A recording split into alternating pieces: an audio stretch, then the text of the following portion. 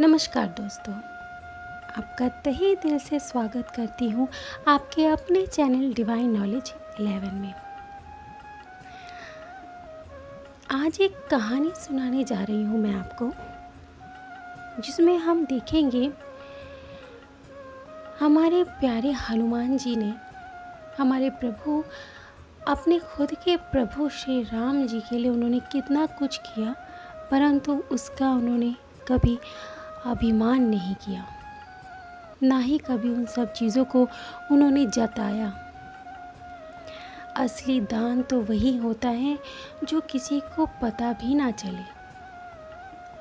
दान करे दिखावा नहीं, दान करे परंतु अभिमान नहीं, तभी वो दान कहलाता है, अन्यथा वो सिर्फ दिखावा बनकर रह जाता है। इसी के साथ आज की कहानी शुरू करते हैं। कृपा करहूँ एहि भांति। चलिए जानते हैं कहानी में क्या है आगे। दान का अभिमान, मान का अभिमान आदमी को गिरा देता है। उसके पुण्य समाप्त हो जाते हैं, क्योंकि वह देता किसमें से है? उसमें से जो उसका है ही नहीं। सांसारिक तौर पर यह आभास ज़रूर होता है कि दान अपने धन से दिया है, लेकिन यह धन वस्तु है किसका? किसे सौंप कर जाना है? साथ क्या लेकर जाना है? कुछ भी नहीं। यदि हनुमान जैसी सेवा और निरंकारिता अपना ली जाए तो आदमी कभी दुखी नहीं होता। उसके पास चाहे कुछ भी ना हो, लेकिन वह दुनिया का सबसे सुखी व्यक्ति होगा। सेवक को कभी अहंकारी नहीं होना चाहिए। हनुमान जी सीता की खोज में जाते हैं, समुद्र लांघते हैं, लंका में जाते हैं, लघु रूप धारण कर सीता जी को खोजते हैं, और जब अशोक वाटिका में सीता जी से भेंट होती है तो उन्हें श्री राम की मुद्रिका भेंट कर यह विश्वास दिलाते हैं कि मैं श्री राम का ही सेवक हूँ। उन्हीं की कृपा से समुद्र लांघ कर यहाँ तक आया हूँ। और जब सीता जी की कृपा हो जाती है तो वह अशोक वाटिका का विध्वंस करते हैं, यह दर्शाने के लिए कि राम कोई मामूली आदमी नहीं है। उनका एक मामूली सा सेवक भी शत्रु के घर में उसकी वाटिका का विध्वंस कर सकता है। रावण के सैनिक आते हैं, रावण का बेटा अक्षय कुमार आता है। हनुमान जी उन सब का अपने स्वामी से विश्वास के साथ मुकाबला करते हैं, सैनिकों को मार देते हैं, अक्षय कुमार का वध कर देते हैं और फिर लंका दहन करते हैं। पूंछ में लगे आग को समुद्र में कूदकर बुझाते हैं। इतना बड़ा पराक्रम पूर्ण कार्य करने पर भी हनुमान जी ने सीता के सामने यह कतई नहीं कहा कि उन्होंने रावण के सैनिकों को, उसके बेटे अक्षय कुमार को मार डाला है, लंका को जला डाला है। अपने कार्य के बारे में सीता जी को भनक तक नहीं लगने देते, अपनी वीरता की बड़ाई नहीं करते। हनुमान जी श्री राम के पास इस प्रकार लौटते हैं जैसे उन्होंने कुछ किया ही नहीं। सुग्रीव को वह अवश्य बताते हैं, जो किया था सुनाते हैं। जामवंत श्री हनुमान जी के पराक्रम की चर्चा करते हैं, सुनकर श्री राम प्रसन्न होते हैं। देखते हैं वानरों की इस सभा में हनुमान कहाँ बैठे हैं।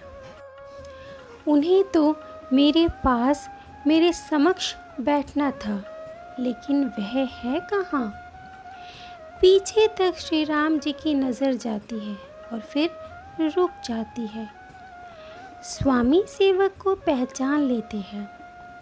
अंतिम पंक्ति में बिल्कुल पीछे श्री हनुमान जी इस प्रकार बैठे हैं जैसे वह सबके सेवक हो, द्वारपाल हो। उनमें कुछ भी अपना नहीं, उन्होंने कुछ किया ही नहीं। वह केवल लंका से लौटे हैं, सीता जी की खोज करके आए हैं, बस। इसके अलावा उनके मन में कुछ भी नहीं। लेकिन स्वामी अपने सेवक की सेवा से इतने प्रसन्न हैं कि दौड़कर उसे गले लगा लेना चाहते हैं, अपने से दूर रखना नहीं चाहते। स्वामी का मन भर आता है। सेवक और स्वामी का रिश्ता ही ऐसा है। हनुमान जी जैसा सेवक हो और स्वामी से दूर बैठे, यह हो ही नहीं सकता। स्वामी सेवक को पास बुलाते हैं, हनुमान जी को गले लगाते हैं, आंखों में आंसू भर आते हैं। तुलसीदास जी लिखते हैं कि उस समय श्री राम भाव विह्वल हो गए थे। कहा था, हनुमान, मैं तुम्हारे कार्यों को भुला नहीं सकता, तुमसे उऋण नहीं हो सकता। जो तुमने कर दिखाया है वह इस पृथ्वी पर कोई और नहीं कर सकता। तुमने सीता की खोज करके मेरी ही नहीं, संपूर्ण रघुवंश की सेवा की है, रक्षा की है। जो तुमने मेरे लिए किया है उसका मैं कोई प्रत्युपकार नहीं कर पा रहा। मेरे मन में इसकी एक कसक है। मैं स्वयं को दीन अनुभव कर रहा हूँ। मेरे पास कोई ऐसी भी वस्तु नहीं है जो मैं तुम्हें पुरस्कार स्वरूप दे सकूं। मेरे पास तो केवल प्रेम है, केवल आशीर्वाद है जो मैं तुम्हें दे सकता हूँ। और मेरे पास तो केवल आलिंगन ही है और यही मेरा सर्वस्व है, यही मेरी एकमात्र संपत्ति है। इतना कहकर श्री राम ने भावातिरेक हो उठकर अपने अभिन्न सेवक को गले लगा लिया, सिर पर हाथ फेरा, प्रेम से पीठ थपथपाई और फिर अचानक उन्होंने हनुमान जी को अपनी छाती के साथ भींच लिया प्रेम से। श्री राम जी की आंखों में आंसू टपक पड़े। वह हनुमान जी को अपने आलिंगन से अलग ही नहीं करना चाहते। सभी वानर यह दृश्य देखकर दंग रह गए। स्वामी ने सेवक पर अपना सर्वस्व न्यौछावर कर दिया। कितना सुखद मिलन है। हनुमान जी प्रसन्न तो हुए अपने स्वामी की प्रसन्नता देखकर, लेकिन दूसरे ही क्षण भीतर से कांप गए। यह स्वामी का स्नेह कहीं मुझ में अहंकार न जगा दे, कहीं मुझे अपने स्वामी से अलग ना कर दे, क्योंकि अभिमान निकटता रहने नहीं देता। उसका अपना अलग घेरा होता है और हनुमान जी उस घेरे में रहना नहीं चाहते।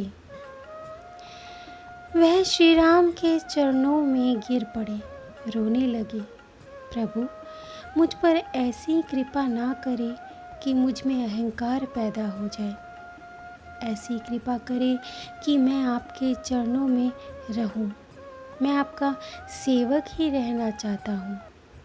ऐसी कृपा करे प्रभु कि मैं आपके चरणों से अलग ना रहूं।